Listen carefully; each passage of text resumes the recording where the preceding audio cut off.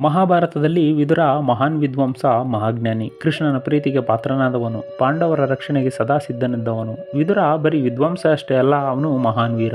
ಆಗಿನ ಕಾಲದಲ್ಲಿ ವಿದುರನನ್ನು ಸೋಲಿಸುವ ಮತ್ತೊಬ್ಬ ವೀರ ಇರಲಿಲ್ಲ. ಯಾಕೆಂದರೆ ಯಮನ ಅಂಶದಲ್ಲಿ ಹುಟ್ಟಿದವನು. ಅವನ ಬಳಿ ಗೋವರ್ಧನ ಎಂಬ ಧನಸ್ಸಿತ್ತು. ಅರ್ಜುನನ ಗಾಂಡೀವಕ್ಕಿಂತ ಕರ್ಣನ ವಿಜಯಧನಸ್ಸಿಗಿಂತ ಶಕ್ತಿಶಾಲಿಯಾದ ಧನಸ್ಸು ವಿದುರನ ಬಳಿ ಇತ್ತು. ವಿದುರ ಯುದ್ಧ ಮಾಡಿದರೆ ಅವನನ್ನು ಸೋಲಿಸಬಲ್ಲ ಒಬ್ಬೇ ಒಬ್ಬ ವೀರ ಇರಲಿಲ್ಲ. ಇದನ್ನರಿತ ಶ್ರೀಕೃಷ್ಣ ತನ್ನ ಜಾಣ್ಮೆಯನ್ನು ತೋರಿಸ್ತಾನೆ. ಕೃಷ್ಣ ಸಂಧಾನಕ್ಕೆ ಬಂದಾಗ ವಿದುರ ದುರ್ಯೋಧನನಿಗೆ ಹೇಳ್ತಾನೆ, ರಾಜ್ಯ ಕೊಟ್ಟು ಸಂಧಾನ ಮಾಡ್ಕೊ ಅಂತ. ಅದಕ್ಕೆ ದುರ್ಯೋಧನ ಸಿಡಿಮಿಡಿಗೊಳ್ತಾನೆ. ಅದಕ್ಕೆ ಕೃಷ್ಣ ಹೇಳ್ತಾನೆ, ದುರ್ಯೋಧನ, ನೀನು ವಿದುರನನ್ನು ನಿಂದಿಸಬೇಡ, ಅವನು ಬಿಲ್ಲನ್ನು ಮುರಿದು ಯುದ್ಧ ಮಾಡದೆ ಹೋಗ್ತಾನೆ, ನಿಂದಿಸಬೇಡ ಅಂತಾನೆ ಶ್ರೀಕೃಷ್ಣ.